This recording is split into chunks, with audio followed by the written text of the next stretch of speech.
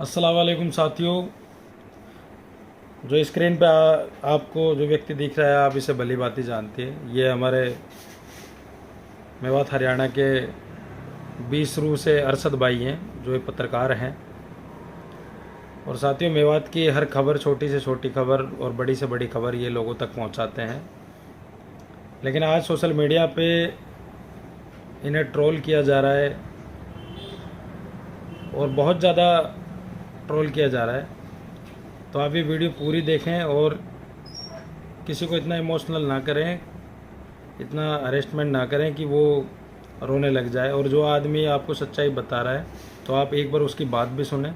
फिर उसके बाद आपको लगता है कि यार वो भाई गलत है, कोई बात गलत है, तब जाके आप अपना फ़ैसला लें। एक सोशल मीडिया की दुनिया है, इसका बस वीडियो देखने से और किसी के कमेंट करने से या कुछ भी कहने से आप तुरंत अपना एक्शन, और जितने भी साथी फेसबुक पेज पे हैं, जितने भी साथी फेसबुक चलाते हैं और सोशल मीडिया से कनेक्ट हैं, वो तुरंत अपना डिसीजन ले लेते हैं, शेयर कर देते हैं, ट्रोल मार देते हैं। तो आप पहले ये वीडियो देखें, उसके बाद आप मुझे कमेंट करके बताइएगा। दोस्तों, मेरे साथ इस लाइव में फटाफट जुड़े और वीडियो को ज्यादा से ज्यादा शेयर करना। अब जो एक गैंग है दोस्तों जिसने मुझे ट्रोल किया है, अब उसके बारे में मैं बताऊंगा और उनको एक्सपोज करूंगा। बात अब यहाँ आती है हिदायत कमांडो की। वो कमांडो है या बबरची है, ये तो खैर मैं बाद में बताऊंगा आपको कि आखिर क्या था वो। लेकिन सच्चाई यह है दोस्तों, अब आप मेरी बात सुनो। मैं ईमानदारी से आपको बता रहा हूं, आप लोगों ने मुझे बहुत ट्रोल कर लिया है, बहुत गंदी गंदी गालियां दी, कितनी सारी पोस्ट मेरे खिलाफ लिखी, कितने अभद्र भाषा में आपने कमेंट मुझे किए। मतलब आपने कोई कसर नहीं छोड़ी है। मैं उन लोगों के लिए बोल रहा हूं जिन लोगों ने मुझे ट्रोल किया है, और हालांकि वो बहुत ही कमजोर तबके के हैं और ABC वो डी ग्रेड के लोग हैं, जो ना कुछ सोचते हैं, ना समझते हैं, ना उनका दिमाग काम करता है। मैं हमेशा सत्य का साथ रहा हूं। मैंने ना कभी पैसे कमाने पर ध्यान दिया, मैंने ना नाम कमाने पर ध्यान दिया। मैंने सिर्फ अपने काम पर ध्यान दिया कि मैं पत्रकार हूं और मुझे 100% सच का साथ देना, सच का आईना दिखाना है। यही एक बेहतर पत्रकार का दायित्व होता है, फर्ज होता है, उसे ही मैंने निभाया था। पहली बात तो यह है कि मेवात में बहुत सारे चुन्नू मुन्नू और भी पत्रकार हैं। हाँ, बताइए, पंजाब कोई गया था? नहीं गया था। पंजाब में गया, मेरे साथ में उटावर से और कुम्हराड़ा से और कई गांवों के लोग और भी थे जो मुझे मिले, और उनकी भी गाड़ियां भर भर के वहां गई। तो उन लोगों के साथ मिलकर के मैंने वहां लोगों का जायजा लिया और जो भी हालात थे वहां पे सामान बांटा। तो 2 गाड़ी भरी की भरी रह गई, उन्हें बांटने के लिए जगह ही नहीं थी। अब कोई कहता गुरुद्वारा में खिला दो, कोई कहता है मदरसे में खिला दो, कोई कहता है कि हमने वहां पे प्लांट लगा लिया, यानी कि आड़त जिसे बोलते हैं, आड़त अनाज मंडी जिसे होती है ना भाई, वहां पे आप इसको खिला दो। भाई खिलाने का मतलब क्या है? क्या अनाज मंडी थी वहां पे कि मेवात से हर गांव से 10 ton 20 ton 15 ton 25 ton 30 ton माल जा रहा है और उसको जाके खिला दो, खिला के भाग जाओ? आपको क्या पता था आपका माल कहां जाएगा, कहां नहीं जाएगा? मकसद ये था कि भाई वहां गरीब लोग मिलते, मजलूम लोग मिलते, उनको अपने हाथ से तकसीम करते, तो आपका दिल सुकून में रहता, आपको अच्छा लगता कि हम इतनी 700 किलोमीटर दूर गए। बहरहाल जो भी हुआ, वहां आपदा तो आई थी, जैसी भी थी, उसमें आप लोगों ने बढ़ चढ़कर हिस्सा लिया, और खासकर मुस्लिम समाज के लोगों ने तो पूरा दिल सिख भाइयों के लिए खोल दिया। उससे कोई परहेज नहीं है, ये हिंदू मुस्लिम सिख ईसाई सबका भाईचारा होता है। लेकिन सवाल है अब यहाँ पंजाब या सिख समुदाय से कोई रिलेटेड मैं बात नहीं करूंगा, वो अच्छे हैं, वो अपनी जगह हैं, वो जैसे भी थे। लेकिन बात अब मेवात में हमारी और इनकी छिड़ी हुई है, तो गलती किसकी कहां थी वो सुन लीजिए आप। मैं ना कोई चंदा चोर था, ना किसी से चंदा मांगा, न उगाया। मैं एक ईमानदार और एक साफ सुथरी नीयत का एक पत्रकार था। मैं सिर्फ अपनी रिपोर्टिंग करने वहां पहुंचा था। पत्रकार का काम होता है जनता के लिए आईना दिखाना, और एक दलाल का काम होता है किसी तरीके से पैसा ऐंठना। ठीक है, सबसे पहली बात यह है कि मैं और हिदायत आखिर हम हैं क्या? हिदायत कमांडो की मैं काफी इज्जत करता था, और मुझे उससे कोई आपत्ति नहीं थी, कोई गुरेज नहीं थी, कोई पार्टी पटिशन नहीं था। जब वो गया था पंजाब या उसके और साथी गए, कोई और भी गया, मैंने सबके लिए पोस्ट भी लिखी और मैंने एक हफ्ते पहले से ये ट्रेंड चलाया था कि भाई स्कैनर का बाइकआउट करो। आप अपने दिल से पूछना, अपनी ईमानदारी से पूछना, आपका दिल कहेगा कि मैंने ही ये ट्रेंड चलाया था पूरे मेवात में लगातार एक हफ्ते तक कि भाई स्कैनर से सावधान रहना। आप बाढ़ पीड़ितों के लिए दिल खोलकर मदद करें, अपने हाथ से करें या वहां जाकर करें या किसी आलिम के हाथ में देकर करें, किसी तंजीम के जरिए, किसी संस्था के जरिए, लेकिन स्कैनर में मत डालें। क्योंकि मेवात में कुछ छपरी, दारू पीने वाले और जुआरी, सट्टारी, गैंगे, ये जो होते हैं गंजेड़ी, सुट्टाबाज, ये इतने माहिर हैं, ये तरह तरह की वीडियो बना करके स्कैनर लगाते हैं और खूब पैसा ऐंठते हैं। करोड़ों रुपए इन्होंने फिलिस्तीन के नाम पर भी ऐंठा था। मैंने ये चलाया था स्कैनर का बाइकआउट। जब मैं स्कैनर का पहले से बाइकआउट कर रहा था तो मैं खुद कैसे स्कैनर यूज कर सकता था, ठीक है, ये सोचने वाली बात है, इम्पॉसिबल है। और अगर मैं कोई स्कैनर यूज करता तो सबसे बड़ी बात यह कि मेरा चैनल इतना रनिंग में चलता है मेवात आज तक, मैं इसके माध्यम से लोगों से पैसा लेता और उनकी मदद करता। मैंने कोई स्कैनर नहीं लगाया, कोई वीडियो नहीं लगाई, किसी के पास एक शब्द भी मेरा नहीं है कि मैंने किसी से चंदा मांगा हो या चंदा कलेक्ट किया हो। इन्होंने मेरे मदरसे का कोई स्कैनर है, 3-4 महीना पुरानी कोई वीडियो है, उससे स्क्रीनशॉट लेते हैं और ये दलाल फिर उसको अपने ही फेसबुक पर लिखते हैं कि अरशद ने ये कर दिया, अरशद ने वो कर दिया। जनता हमारी इतनी भोली है, ये नौजवान साथी भी इतने भोले हैं, ये जल्दबाजी में कुछ भी कर देते हैं। हालांकि इनको महसूस तो हो रहा है कि भाई हमने अरशद भाई को गलत ट्रोल किया है। दोस्त, मैं जब पंजाब गया तब तक मेरे दिल में किसी के खिलाफ कुछ नहीं था। मैंने वहां बेहतर तरीके से रिपोर्टिंग की। वहां की मीडिया ने मुझे बुलाया कि ये पत्रकार है मेवात का, वो पहचान रहे थे मुझे। मैंने उनके सामने मेवात की दिल खोलकर बात रखी। 14-15 लाख 20 लाख लोगों ने मेरी उस वीडियो को देखा। हाँ, मैंने एक गलती की थी, मैंने इन चौधरी साहबन को नहीं दिखाया था, मैंने इन फर्जी समाज सेवकों को मैंने नहीं दिखाया था जो मुझे ट्रोल करा रहे थे। मैं अपने काम में लगा हुआ था। जो मेवात की गाड़ी जा रही थी, मैं उसका सामान बंटवारा था वहां पे, और मैंने खुद ने जो भी मदद की लोगों की वो भी की, और मैं जगह जगह जाके जायजा लिया और ये मैंने काम किया। अचानक से जब मैं अमृतसर से लुधियाना पहुंचा, लुधियाना में इसलिए पहुंचा था, वहां उटावड़ गांव की एक गाड़ी थी, वो उसमें माल भरा हो तो कहीं कोई लेने के लिए तैयार ही नहीं था। भाई कहाँ लें, कहाँ दें, कहाँ खिलाएं, वो बेचारे बहुत परेशान थे। उन्होंने कहा यार अब क्या करें, मजबूर, चलो इस मंदिर से नहीं खिला देते हैं। तो वहां मौलाना अरशद मदनी साहब का जो डिस्ट्रिक्ट हेडक्वार्टर है लुधियाना में, वहां पे हम गए। डिस्ट्रिक्ट हेडक्वार्टर में मैंने खड़े होकर उस गाड़ी को खुलवाया उन लोगों के साथ में। उटावड़ के साथी मेरे साथ थे। और अब उटावड़ के साथी क्या करते बेचारे, यहां से तो जज्बात में ले गए, अब वहां उस सामान कोई उठने वाला ही नहीं है। या तो गुरुद्वारा में खिलाओ, या प्लांट पे खिलाओ जो उन्हें आदत बना रखी थी, या फिर मदरसे में खिलाओ। यही ऑप्शन थे, 4 ऑप्शन। या फिर अपनी गाड़ी वापस घर लेकर आओ। घर तो अब आप पता हो, अब म्यू जो है वो जिस सामान को एक बार ले जाते हैं गरीबों के नाम पे, उसको वापस नहीं लाते हैं। वो इनको वापस तो नहीं ले जाएंगे, कहीं ना कहीं खिलाएंगे। हालांकि दुखी भी थे। तो उस मदरसे में डिस्ट्रिक्ट हेडक्वार्टर में हमने उसको खिलवाया, और उसके बाद में उन्होंने कहा कि भाई आप खाना खा लो। तो वहां लगभग 150 आलिम थे उस मदरसे में, डिस्ट्रिक्ट हेडक्वार्टर में। मौलाना अरशद मदनी साहब का वो था। तो वहां पे उन्होंने चावल बना रखे थे, तो हम उस टाइम खाना खा रहे थे, ठीक है, मगरिब के बाद की बातें हैं ये। तो जैसे हम खाना खा रहे थे, अचानक हिदायत कमांडो की कॉल आती है। हिदायत कमांडो के साथ 3-4 छपरी और थे जो वीडियो बनाते हैं, यूट्यूब वगैरह चलाते हैं। इन सब ने मशवरा करके, एक कोई बेचारा दूसरा बंदा पकड़ लिया होगा इन्होंने पहले मेरा नंबर मिलाया, फिर इन्होंने सबने मोबाइल से रिकॉर्डिंग चालू करी, वीडियो बनाई। और वीडियो एक तरफ तो ये कर रहे हैं ये लोग, देखो इनकी नीयत कैसी है, एक तरफ मैं अल्लाह के घर में हूं, अल्लाह के घर में हम उस माल को खलवा रहे हैं, वहां पे आलिमों के साथ खाना खा रहे हैं, और ये कॉल करता है। मैं बड़ी सादगी में था, मैंने इससे सलाम किया और बड़ी इज्जत से, रिस्पेक्ट से इनसे मैंने बात की। और आपने देखा उस वीडियो में, उस रिकॉर्डिंग में मैं बहुत दबी दबी बात करता हूँ, क्योंकि मेरे मुंह में गल्ला था और मस्जिद में था, इसलिए आलिमों के बीच में था, मैं ज्यादा बकवास नहीं कर सकता था। अब ये बकवास कर रहा था उस तरफ से, तू तलाक में बात कर रहा था, तो इसने फटाफट जो इसको बोलना था, इसको रिकॉर्डिंग करनी थी ना, आप समझ रहे हो, प्री प्लान था इनका, तो वीडियो बन रहा था उस साइड से। तो इन्होंने मेरी रिकॉर्डिंग करके तुरंत उसको छोड़ दिया। कुछ देर बाद मैंने इसको फोन किया, इसने फोन कट कर दिया, 2-3 बार फोन कट कर दिया। उसके बाद पता चला कि अरशद भाई तेरी वीडियो वायरल हो गई। अब आप बताइए, ये समाज सेवक है? समाज सेवकों को यह काम होता है कि मेवात इलाके का सबसे बड़ा न्यूज चैनल जो अपनी जिम्मेदारी निभाने के लिए पंजाब गया, सिर्फ ये दिखाने के लिए कि पंजाब के लोगों को ये पता लगना चाहिए मीडिया के माध्यम से कि मेवात से कितना माल गरीबों के लिए आ रहा है, सिख भाइयों के लिए, और कितनी कुर्बानी और बलिदान मेवात की जनता दे रही है, वो भी गरीब जनता। ठीक है, उसके बाद ये मेरी वीडियो वायरल कर देता है। इससे साफ पता चलता है कि ये घबरा गया था, बौखला गया था।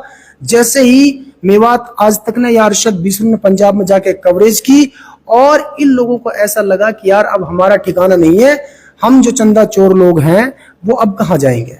इन्होंने उधर एक टपुकड़ा का साथी है कोई बेचारा, उससे मेरे खिलाफ एक वीडियो बनवा दिया। ठीक है, वो नाम भी लेता, उसमें एक कोई सदर है कोई अलवर का, उसको सब जानते कितना अच्छा आदमी है, वो भी शामिल था उसमें, वो भी शामिल था। तो इन्होंने मेरे खिलाफ वीडियो बनवा दी, भाई अरशद ने ये स्कैनर वगैरह ऐसा कुछ लगाया, जो भी कुछ है। तो मैंने उनको फोन किया, उसने कहा भाई ऐसे ऐसे है, चलो ठीक है हम मान लेते हैं अरशद भाई आप एक जिम्मेदार पत्रकार हैं, आप सच्चे हैं जो बता रहे हैं, आपने कुछ नहीं किया, आपके चैनल पे भी हमने कुछ नहीं देखा, लेकिन आप अपने इस जो स्कैनर था इस वाले खाते का बैंक स्टेटमेंट हमें दे दो, उससे पता लग जाएगा। मैंने ये ग्रामीण बैंक होती है, देखो गरीब बैंक है, नॉर्मल सी बैंक है, और वो गरीब बच्चों के लिए मदरसा था, उसका स्कैनर था, वो भी एक ट्रस्ट का स्कैनर था, ट्रस्ट गरीबों के लिए होता है। तो उस स्कैनर वाले खाते का मैंने बैंक से स्टेटमेंट लिया मैनेजर साहब से। तो मैनेजर बहुत अच्छा था, उसने बेचारे जाते मुझे स्टेटमेंट दे दिया। इन्होंने 15 दिन का स्टेटमेंट मांगा मेरे से, मैंने पूरे 1 महीने का स्टेटमेंट दिया इनके लिए, और सारी चीजें बताई कि इस पूरे खाते के अंदर जिस दिन से खाता खुला आज तक मदरसे का खाता है, इसमें टोटल 20,000 रुपए भी इकट्ठे नहीं हुए हैं। ठीक है, और फिलहाल का जो पीरियड है जब ये इन्होंने मेरे पे आरोप लगाया, उस पीरियड में मात्र इसमें 6 रुपए आए हैं। 6 रुपए कितने? 6 रुपए, ये 6 रुपए थे। आप सोच लो, शर्म से डूब जाना चाहिए इनको, कोई कुआं नहीं जहां इनको मर जाना चाहिए। ठीक है, 28 लाख दर्शक जिस पत्रकार के हुए और ये उसके ऊपर इस तरह का आरोप बेबुनियाद लगाते हैं, उसे बदनाम करते हैं। और मेरी मेवात के नौजवान साथियों को कुछ पता ही नहीं था कि आखिर सच्चाई क्या है। अब तो कुछ शर्म कर लो, अगर थोड़ी बहुत तुम्हारी आंखों में शर्म है, बची है, तो इंसानियत अगर जिंदा है तो तुम्हें तुम्हारे माँ बाप की कसम है, अब तो तुम शर्म कर लो। मैं सच बोल रहा हूं, मैंने अपना स्टेटमेंट जारी किया जिसमें मात्र 6 रुपए थे, 6 रुपए, और वह 6 रुपए भी इन दलालों ने डाले थे जिन्होंने इस स्कैनर को जगह जगह लिखा, फेंका, डाला और मुझे बदनाम किया। ठीक है, चेक करने के लिए। तो दोस्तों ये एक्सपोज हो गए, उस खाते में कोई पैसा नहीं था, ना ही वो कहीं लगाया और ना मैंने उसको कहीं यूज किया, ये बेनकाब हो गए।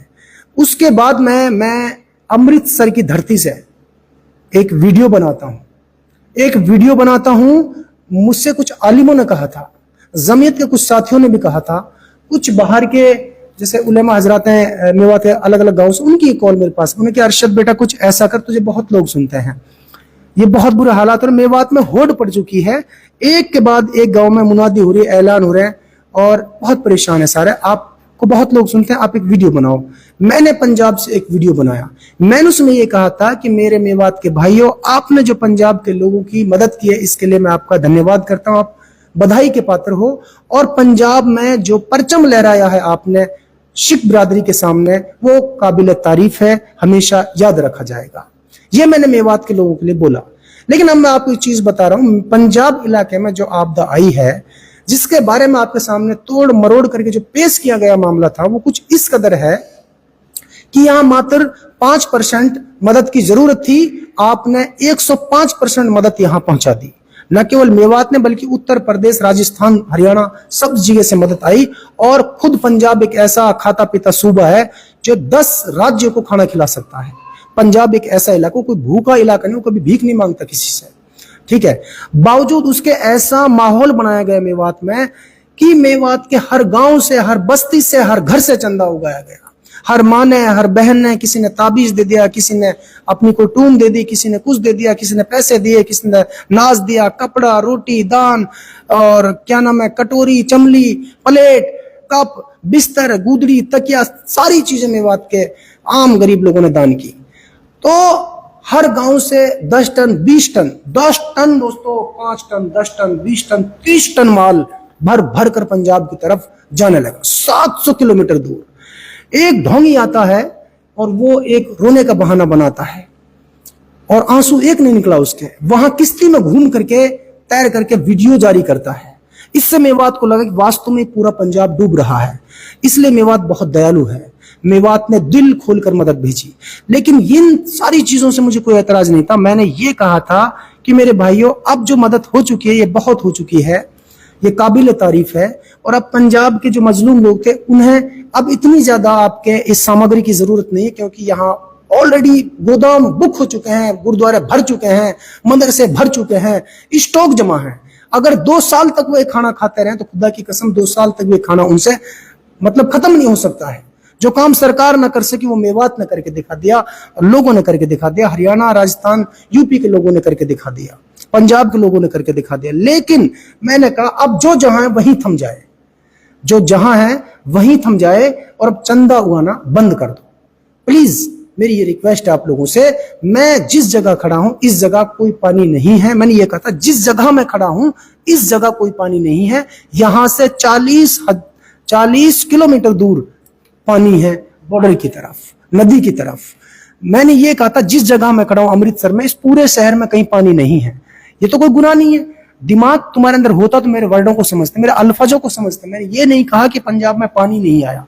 मैंने ये कहा था जिस जगह मैं खड़ा हूं अमृतसर में, यहाँ कोई पानी नहीं है, इस शहर पूरा सुरक्षित है। यहां से 40 किलोमीटर दूर उस तरफ बॉर्डर की तरफ, नदी की तरफ पानी है, और वहां अब पूरा माहौल जो है वो सामान्य है, अब नॉर्मल है। 15 दिन 20 दिन बाद ये पानी सूखेगा, तब इनको थोड़ी बहुत जरूरत पड़ेगी, तो ये जो गुरुद्वारे और जो मंदिरों में ये सामान जमा है यहां से चला जाएगा। आप लोगों को अब यहाँ आने की जरूरत नहीं है। फिर भी अगर आप लोग आते हैं तो अपने हाथ से यहाँ तकसीम करना। और जिन लोगों ने माल इकट्ठा कर लिया है वो ऐसा करें, या तो मेवात के जो गरीब आदमी हैं, जो गरीब माँ और बहना हैं, जो बेवा हैं, जिनके कच्चे पक्के मकान बरसात से गिरे हैं, आप उन गरीबों के मकान अपने अपने गांव में जाके बनवा दें, या उनको कुछ दाना पानी पैसे उनकी मदद कर दें। अगर आप उन गरीबों की मदद नहीं करना चाहते हैं तो जो गरीब मदरसे हैं इलाके में, जो गरीब हाफज जी हैं, आलिम हैं, जिनके पास पैसा नहीं, जिन्हें नए मदरसे खोले हैं, उनके मदरसों की मरम्मत करा दो। वहां आपके बच्चे पढ़ेंगे, हमारे इलाके की तरक्की होगी। आप ये काम करा दो। मैं पंजाब की बुराई नहीं कर, पंजाब के लिए तो आपने दिल खोल कर मदद कर दी, इतनी मदद कर दी कि वो साल तक भी खाना वहां नहीं निमर सकता है। अब ये बात पंजाब से अलग मैं कर रहा था। मैंने कहा अगर आप मदरसों को नहीं देना चाहते हैं, आपको लगता है कि मदरसे वाले खुद कमाएंगे, तो आप ऐसी मस्जिद तलाश कर लो, मंदिर और गुरुद्वारा का नाम भी मैंने लिया उसमें। आप ऐसी मंदिर, मस्जिद या गुरुद्वारा तलाश कर लो जो बेचारा जर्जर हो, जो मतलब जिसमें काम करने की जरूरत हो, वहां पर आप ये पैसा तकसीम कर दो। अगर आप ये भी नहीं कर सकते, फिर मैंने ये कहा था कि एक तंजीम है जो पूरे हिंदुस्तान के मुसलमानों के लिए काम करती है, वो मौलाना अरशद मदनी साहब की जो जिसके सदर है वो जमीयत उलेमा हिंद, जिससे हमारा एक एक आलिम जुड़ा हुआ है। मैंने कहा आप डिस्ट्रिक्ट वाइज या फिर हेडक्वार्टर में जमीयत उलेमा हिंद के जो उनका जो अकाउंट है, उनके जो हेडक्वार्टर हैं, ये पैसा, ये माल उनके लिए जमा कर दो। कल जब कोई विपदा की घड़ी आएगी, पंजाब में आए, हरियाणा में कहीं भी आए, तो जमीयत उलेमा के ऊपर हम ट्रस्ट करते हैं, विश्वास करते हैं, वो उस पैसे को वहां खर्च कर देगी। मैंने ये कहा। अब जब मैंने जमीयत का जिक्र किया, तो हिदायत कमांडो को बहुत ज्यादा बुरा लगा। इसने सोचा कि हमारा तो जिक्र ही नहीं किया, अब इसको कैसे एक्सपोज किया जाए, बदनाम किया जाए, वरना ये तो हमारा धंधा चौपट कर देगा। मैं क्लियर बता रहा हूं आज। फिर इसकी मेरे पास शाम को मगरिब के बाद कॉल आती है। ये कॉल रिकॉर्ड करता प्री प्लान साजिश के तहत, और मैं मस्जिद में था, अल्लाह के घर में था। अगर तुम आज नहीं समझोगे तो खुदा की कसम यकीन करना, कल कयामत के दिन मैदान हशर में तुम सब चोर होंगे। क्योंकि अगर तुम आज मुझे नहीं समझे कि मैं मेवात की सच्ची आवाज हूं, मैं मेवात की बुलंद आवाज हूं, मैंने कभी दलाली नहीं की। मेरे 28 लाख दर्शक है, मेरे पास गाड़ी तक नहीं है। इस वक्त मेरे पास अपनी गाड़ी भी नहीं है, खुद की गाड़ी। यकीन करना, अगर मैं इतना बड़ा दलाल होता, मैं चंदा चोर होता, तो मेरे पास तो 10-10 गाड़ी होती, मेरे पास तो बहुत सारी दौलत होती। मैंने जो गरीब बच्चियों के लिए मदरसा खुला, मकतब खुला है, उसके अंदर लैट्रिन, बाथरूम तक, वजू खाना तक नहीं बना है। ठीक है, मेरे पास ऐसा कुछ नहीं है कि मैंने कभी चंदा लिया हो, पैसा लिया। मैं लालच में कभी मरता ही नहीं हूं। मैंने ईमानदारी से अपनी पत्रकारिता को अंजाम दिया है। मैं एक सच्चा पत्रकार हूं। मैंने मेवात की हर उस विपदा की, मुसीबत की घड़ी में आवाज उठाई है। जो शैतान मुझे ट्रोल कर रहे हैं, जो टुच्चे यूट्यूबर मुझे ट्रोल कर रहे हैं। तुम अपनी माँ की कसम खा के यूट्यूब पे आके बताओ कि ऐसा कौन सा माई का लाल पत्रकार है जिसने मेवात की हर आवाज को बुलंद किया है, दिल खोल कर किया है। मैं इस पे अब नाम नहीं लेना चाहता हूँ, ऐसे सैकड़ों हजारों केस है जिनमें से अरशद बीसरू की आवाज ही बुलंद होती है और वो मामला हाईलाइट होता है। लेकिन तुमको शर्म इस बात की नहीं आई कि तुम मेवात की सच्ची आवाज को तो दबा रहे हैं, जिसने पंजाब में जाकर के आपको अरबों रुपए से ठगने से बचाया, बर्बाद होने से बचाया, तुमको एक मैसेज दिया और फिर तुम मुझे ही ट्रोल कर रहे हो।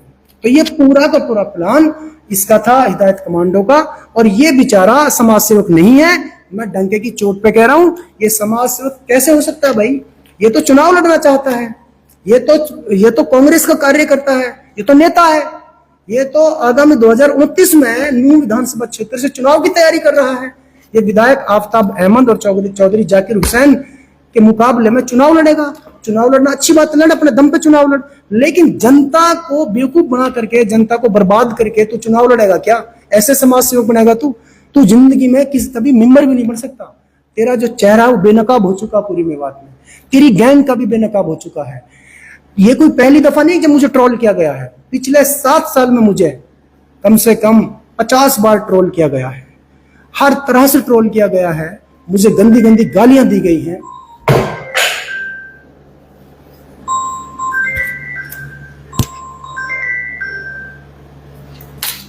मुझे गंदी गंदी गालियां दी गई हैं, धमकी मुझे दी जाती है, लेकिन मैं इन चीजों से डरने वाला नहीं हूं।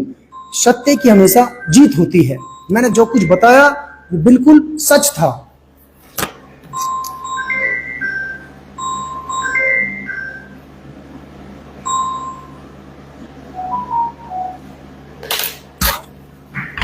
तो दोस्तों उसके बाद क्या हुआ? जो वीडियो मैंने बनाया, जो मैसेज मैंने दिया कि भाई रुक जाओ, थम जाओ, वही हर्ष चिकारा ने कहा, वही अब हिदायत कमांडो देखिए वही बात कह रहा है। अब कह रहा है हाथ जोड़ जोड़ के, भाई रुक जाओ, मत आओ, यहाँ पे बहुत स्टॉक है, क्या करेंगे क्या नहीं करेंगे। अब मेवात के लोगों से कहा जा रहा है कि भाई इस माल को यहाँ तो जरूरत नहीं है, अब इसको कश्मीर पहुंचा दो। अरे अल्लाह के बंदे, पूरे देश में सबसे गरीब इलाका खुद मेवात है, जहां 2 टाइम खाने के लिए आटा नहीं है। ऐसे ऐसे गरीब लोग हैं, उनके लिए भी तो दे सकते हो तुम। 10-10 टन माल, 20-20 टन माल तुमने ठेका ले लिया कि तुम जम्मू कश्मीर से लेकर कन्याकुमारी तक बांटो। इतने बड़े दातार हो तुम। इतने पैसे में तो मेवात में आप यूनिवर्सिटी बना सकते थे, खुद की यूनिवर्सिटी। मैं दावा के साथ कहता हूं, आप बच्चों के लिए 1 या 2 कॉलेज या यूनिवर्सिटी बना सकते थे। मुझे आज पता चला है कि ये कितना बड़ा इन लोगों ने धोखा किया है। सवाल पंजाब का नहीं है, पंजाब के लिए तो फिर जरूरत पड़ेगी तो हम जान भी दे देंगे, और उनके लिए दिया है दिल खोलकर। सवाल यह है कि वहां जब जरूरत पूरी हो चुकी थी, और जब मैंने इनको एक्सपोज किया, मैंने अपनी जनता को जागरूक किया, फिर इन्होंने मुझे ट्रोल क्यों किया? मेरी आवाज को दबाने की कोशिश क्यों की? क्यों मुझे बदनाम किया गया? क्यों मेरे ऊपर तोहमतें लगाई गई? अब ये आपके ऊपर निर्भर करता है, सच्चा कौन लगता है आपको, झूठा कौन लगता है। मैं आप सबके सामने आज खुदा की कसम खा के वादा करता हूं कि मैंने ना कभी झूठ बोलना है, ना बोला था, ना कभी लालच में काम करना है, ना किया था। मैं बिल्कुल सच्चा हूं, सच के साथ खड़ा हूं। और ये जो बंदा है, ये भूखा भंडारी आदमी है, ये खुद चुनाव लड़ना चाहता है, इसने मुझे वहां जानबूझ करके ट्रोल कराया था, ट्रोल। और अभी भी इसको वक्त है समाज से माफी मांग ले। ये मेवात की जनता इसको माफ नहीं करेगी। अभी जितने ट्रक वहां से आ रहे हैं सब इसको कोस रहे हैं, वापिस जो वहां से आ रहे हैं सब दुखी होकर सब इसको कोस रहे हैं। हर जगह इसी की चर्चा है। अगर अभी समय रहते हुए ये समाज से माफी मांग लेगा तो समाज इसको माफ कर देगा, वरना 70 साल में इससे बड़ा बेवकूफ बनाने वाला आदमी मैंने तो आज तक देखा नहीं मेवात। इस बंदे ने जब अब से पहले 14-15 लाख रुपए का जब घोटाला इन्होंने किया था, जिन्होंने शादियों के नाम पे पैसे लिए थे, तब भी इन्होंने बहुत सारे गरीब लोगों के पैसे मरवा दिए थे। दोस्तों, इन्होंने उन मौलवी साहबों पर छापा डलवाकर उनको अरेस्ट करवा दिया था, और फिर वो पैसा सारा जाया हो गया, वेस्ट हो गया। हजारों माँ और बहन ऐसी थी जो इसको आज तक कोस रही हैं, इसकी वजह से उनका पैसा मर गया। नहीं हो सकता शायद उनका पैसा उनको रिटर्न हो जाता कुछ %, लेकिन इस शख्स की वजह से उनका पैसा मारा गया। और मैं एक्सपोज करूंगा इसको।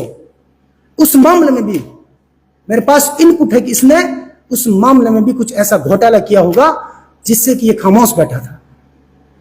मैं इससे डरने वाला नहीं हूं। मैं हमेशा सच के साथ खड़ा हूं। मैंने कोई गलत काम नहीं किया, मैं करता भी नहीं हूं। मेरे पास कुछ नहीं है, मैं तो एक गरीब लड़का हूं। मेरे माँ बाप, मेरे भाई, मेरे परिवार वो सब पैसे वाले हैं, मेरे पास कोई खास पैसा नहीं है। मैं तो सिर्फ अपने और अपने बच्चों को गुजारा करता हूँ। मुझे थोड़ा बहुत कमाता हूँ और उसको मैं अपने मस्जिद मदरसों में या फिर स्कूलों में खर्च कर देता हूँ। मेरे पास कोई पैसा वैसे, मेरे पास तो गाड़ी भी नहीं है, मेरे पास कहाँ पैसा है, ठीक है ना। मुझे कोई चुनाव लड़ना है, मैं तो एक पत्रकार हूँ, पत्रकार ही रहना है। चुनाव तो इसको लड़ना है। अब तुम बेवकूफ हो कि तुम समझते क्यों नहीं हो? जिसको चुनाव लड़ना है 2029 में, वो कैसे समाज सेवक हो सकता है, कैसे तुम्हारी सेवा कर सकता है वो? जो मेरे जैसे बच्चे को, जिसने 17 साल होगी मेवात के लिए काम करते करते, 17 साल में एक अच्छी गाड़ी नहीं खरीद पाया मैं। आप बताइए, 17 साल में एक अच्छी गाड़ी में नहीं खरीद पाया। मेरे जैसे सच्चे पत्रकार का वो गला घोटना चाहता है, मुझे बदनाम करना चाहता है, मेरे ऊपर तोहमतें लगाना चाहता है। वो क्या समाज सेवक हो सकता है? इम्पॉसिबल है, वो हो ही नहीं सकता। और जो लोग ये सोचते हैं तुम्हारी गाड़ियों से, तुम्हारी वीडियो, तुम्हारे कमेंटों से मैं डर जाऊंगा, मैं दब जाऊंगा, मैं जिस वक्त मैं मर जाऊंगा ना, मैं उस वक्त ही सिर्फ तुम्हारी नजरों से दूर हो सकता हूं। और मुझे यकीन है मेरे मरने के बाद भी अगले 50 या 100 साल तक लोग मुझे याद रखेंगे। मेवात में कोई ऐसा बच्चा था जो हमेशा सच बोलता था पत्रकारिता के लिए, जिसने मीडिया के माध्यम से मेवात को पूरी दुनिया तक पहुंचाया था। आज जहां भी मेव समाज बैठा है, वहां तक मेवात आज तक को देखा जाता है। लोग गर्व करते हैं मेरे ऊपर। आपने देखा, अभी मैं जयपुर गया, कोटा गया, बूंदी गया, उदयपुर गया, भीलवाड़ा गया, जोधपुर गया, हर जगह मेरा स्वागत किया लोगों ने। कहां स्वागत नहीं हुआ मेरा? मैंने 100 किलोमीटर तक नशे और दहेज के खिलाफ यात्रा निकाली। बताइए, 55,000 नौजवान साथियों के लिए मैंने, बहनों के लिए, भाइयों, जो छात्र छात्र उनको शपथ दिलाई मैंने दहेज और नशे के खिलाफ। मैं कहां गलत? मैंने किससे पैसा लिया था? मैं हमेशा सच के साथ खड़ा हूं, सत्य के साथ खड़ा हूं। मेवात आज तक ही सत्य है।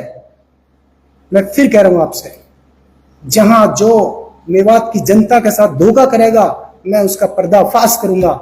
ऐसे हिदायत 56 चले गए 17 साल में। कितने लोगों ने ट्रोल किया मुझे, मैं कभी पीछे नहीं हटा, पीछे मुड़ के नहीं देखा, मजबूर होकर लाइव आ रहा हूं। वरना हिदायत की बहुत इज्जत करता था, बहुत इज्जत करता था। ये जब फौज में लगा था कि सीआरपीएफ में था, वहां से मुझे वीडियो भेजता था व्हाट्सएप पे, कहता देख मैं बर्फ में खड़ा हूं, आप मेरी वीडियो चला दो। भांजे बहुत अच्छी अच्छी खबर लगाते हैं, कभी कभी हमारी भी लगा दिया करो, ठीक है। ये वहां से वीडियो कॉल करता था मुझे। ऐसी बात नहीं है। इसको तो मैं बुरा तब लगा जब मैंने वहां से इनका नाम नहीं लिया, इनको एक्सपोज किया मैंने और मेवात की जनता को जागरूक किया। मुझे दुख होता है, मेरे मेवात के भाई ट्रैक्टरों में 3-3 दिन में वहां पहुंच रहे पंजाब। और भाई ऐसा कुछ भी नहीं है। इतने पैसे में तो आप यूनिवर्सिटी खड़ी कर देते मेवात में यार। मैं ये नहीं कहता कि आप पंजाब की मदद ना करें, वो सिख हमारे भाई हैं, वो हमारे लिए बहुत मदद करते हैं। उनकी मदद तो आपने इतनी कर दी कि अगली 1 साल बाद तक भी उनको जरूरत नहीं पड़ेगी, मैं दावा के साथ कहता हूं। लेकिन उसके बावजूद भी लोग मंगाई जा रहे हैं, स्टॉक जमा करी जा रहे हैं, प्लांट भरी जा रहे हैं। तो क्या तरीका था ये? क्या तरीका था? एक गांव में ऐलान होता है, बच्चा बच्चा चंदा इकट्ठा करता है, सारी माँ और बहनें घर के कपड़े तक दे देती हैं, वॉशिंग मशीन तक दे दी उन्होंने। और फिर जब यहां से खुशी खुशी उनको विदा करते हैं कि भाई पंजाब के लिए ट्रक जा रहा है, पंजाब में जाकर देखते हैं तो कोई लेने वाला ही नहीं है। किसको दें? वो मायूस हो जाते हैं, परेशान हो जाते हैं। फिर उनसे कहा जाता है भाई एक काम करो, या तो फले मौल साहब का मदरसा उसमें खिला दो इसको, या फला गुरुद्वारा वहां खिला के चले जाओ। अरे भाई कोई अनाज मंडी लग रही है क्या? ये अनाज मंडी है कि जो गरीब इलाके से चंदा आ रहा 10-10 टन और यहाँ अनाज मंडी में खिला के चले जाएंगे? अरे दिल तो सुकून में तब आएगा ना जब उन गरीबों को अपने हाथ से बांटेंगे। बताओ कहाँ अपने हाथ से बांटा है? ठीक है, तो कहने का मतलब ये, मैं सही था, मैं गलत नहीं था। मैंने अपनी मेवात को बर्बाद होने से बचाया। जितना चंदा देना था वहां जाके वो आप उससे 50 गुना ज्यादा पंजाब के लिए मदद कर चुके हैं। पूरा पंजाब आपका एहसान भी मानता है और आपसे प्यार भी करता है। पूरा सिख समुदाय आपका दीवाना है। लेकिन यहां सवाल अब सिख समुदाय का या आपदा का, बाढ़ का या पंजाब का नहीं है। यहां सवाल यह है कि जो मेवात के जो कुछ एजेंट बन रहे थे अपने मन में, उन्होंने मेवात की जनता को समझाया क्यों नहीं? ये माहौल ऐसे क्रिएट क्यों किया गया कि अगर कहीं 10 घर भी हैं तो वो भी चंदा उगा रहे हैं? क्या मेवात के नेता मर गए थे क्या? जिनके पास 1-1 अरब नहीं 10-10 अरब की संपत्ति है, वो मर गए थे क्या? जिंदा नहीं थे क्या? क्या जरूरत थी आम गरीबों से चंदा इकट्ठा करने की? अरे मेवात के नेता 50-50 लाख रुपए भी दे सकते थे ना वहां जाके, क्या फर्क पड़ता है? जब इलेक्शन लड़ते हैं, चुनाव लड़ते हैं, तो डीजे बाजते हैं, रंडियां नाचती हैं, कितना पैसा खर्च होता है। तो क्या पंजाब के मजलूम लोगों के लिए 20-20 लाख, 30-30 लाख रुपए नहीं दे सकते थे? दे सकते थे ना। तो आप मेरी बात मान लीजिए, ये पूरा का पूरा जो सिस्टम था, ये इस भाई ने एक माहौल क्रिएट किया वहां पे, और इसका मेरे पास इतना बड़ा सबूत है। अभी मैं उसको चलाऊंगा नहीं, मैंने उसे रिकॉर्ड करके रखा है, रिकॉर्ड करके रख ले, इसको एक्सपोज करूंगा मैं। जो इसके शुरुआत के साथी थे, उनका नाम भी नहीं लूंगा अभी, जो इसके ग्रुप के शुरुआत के साथ, वो इसे छोड़ के भाग गए हैं। अब फिलहाल प्रेजेंट टाइम वो इसके साथ नहीं है, वो इसे छोड़ करके भाग भी गए हैं। ठीक है, जो अब से, जो कल तक इसके साथ थे, वो इसके साथ नहीं है। ठीक है, और वो खुद ये करें कि अरशद बीसरू के साथ गलत हुआ है, वो लड़का सच्चा है। मैंने अपना स्टेटमेंट दिया इनको बैंक का, जिसमें मात्र 6 रुपए पाए गए, मैंने किसी से चंदा लिया ही नहीं। तो इनको शर्म से डूब जाना चाहिए। जिस मेवात आज तक पर पूरे हिंदुस्तान का मुसलमान नाज करता है, सारी मेव बिरादरी नाज करती है, बेशर्मा तुम उस चैनल को गिराना चाहते हो? तुम्हें शर्म नहीं आती? खैर दोस्तों, मैं अब मेवात के पढ़े लिखे लोगों से, अपनी उन माओं से, उन बहनों से, उन बुजुर्गों से, उन आलिमों से कहना चाहता हूं जो मुझे दुआओं से नवाजते हैं, अगर आप आज नहीं खड़े हुए तो जिंदगी में याद रखना, अगले 10 साल बाद इस मेवात में इंसान इंसान को मारेगा, इंसान इंसान को लूटेगा, कोई किसी की आवाज नहीं उठाएगा, सब यहां पर फर्जीवाड़ा होगा। एक मेरे जैसा सच्चा शख्स, जिसके पास 17 साल में अपनी खुद की एक गाड़ी नहीं है, ऐसा सच्चा पत्रकार जो किसी से रिश्वत नहीं लेता है, हक और सच की आवाज उठाता है, उसकी यानी वॉइस ऑफ मेवात की बुलंद आवाज को तुम कुचल रहे हो या फिर कुचलते हो देख रहे हो, तुम पछताओगे। जितने मेरे बार के साथी हैं जो वकील साहिबान हैं, 1-2 वकील हो सकते हैं जो अपने आप में समाज सेवक बनते हैं, हो सकता है उनको मेरे से कोई आपत्ति हो, लेकिन आम जितने वकील हैं मेवात के, हरियाणा राजस्थान के, मैं उनसे निवेदन करना चाहता हूं, आप कानून के रखवाले हैं, आप कानून जानते हैं, मैं बेकसूर हूं और मेरे ऊपर ये बहुत अत्याचार कर रहे हैं।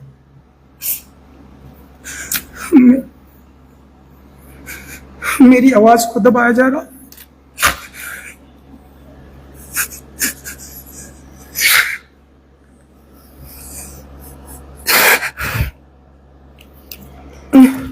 मैंने हमेशा सच बोला दोस्तों, लेकिन मेरी आवाज पे लोग दबा रहे हैं। ये मेरी आवाज नहीं, मेवात में आपको कोई सच्चा पत्रकार नहीं मिलेगा, सब ऑफिसों के चक्कर काटने वाले दलाल मिलेंगे। मैं सच बोल रहा हूँ आपके सामने, ऑफिसों में चक्कर काटने वाले मिलेंगे, लेकिन मेरा जीता जागता सबूत है, 28 लाख दर्शक मेरे ही क्यों है। मैं तो कोई गलत वीडियो भी नहीं बनाता हूँ, किसी को ट्रोल भी नहीं करता हूँ, किसी की रिएक्शन वीडियो भी नहीं बनाता हूँ। लोग इसलिए फॉलो करते हैं क्योंकि मैं सच दिखाता हूँ। अगर आज मेवात के पढ़े लिखे लोग, मेरी आंख में आंसू सिर्फ इसलिए है कि मैंने मेवात की आवाज बहुत सच्चे मन से उठाई, लेकिन हर बार मुझे ट्रोल करते हैं और तुम लोग सामने नहीं आते हो।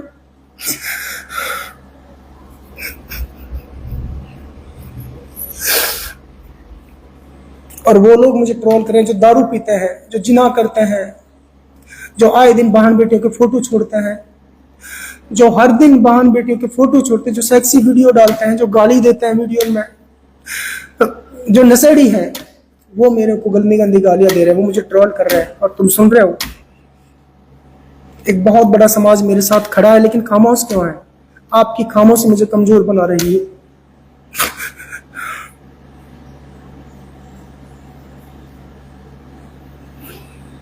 आप लोगों की जो खामोशी मुझे कमजोर बना रही है, मैं सच बता रहा हूं, मैं अंदर से टूट रहा हूं अब।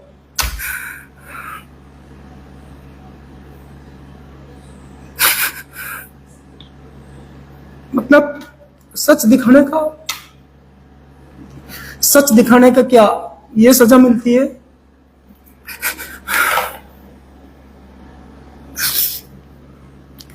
अपनी कौम को आईना दिखाएं तो फिर सजा मिलती है। हमें गाड़ियों से नवाजा जाता है, ट्रोल किया जाता है, झूठी तोहमतें लगाई जाती हैं।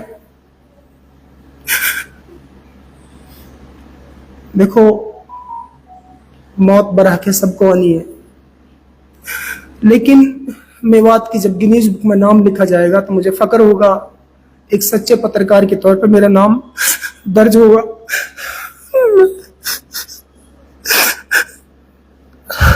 मैंने मेवात की जनता को अरबों रुपए से बचाया है।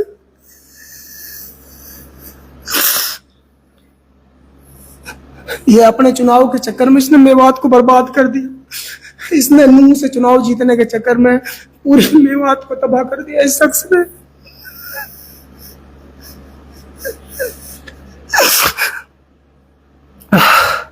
सत्रह साल में आज पहली बार स्क्रीन पे मैं रोया हूं, पहली बार, क्योंकि मैं सच में टूट रहा हूं अब।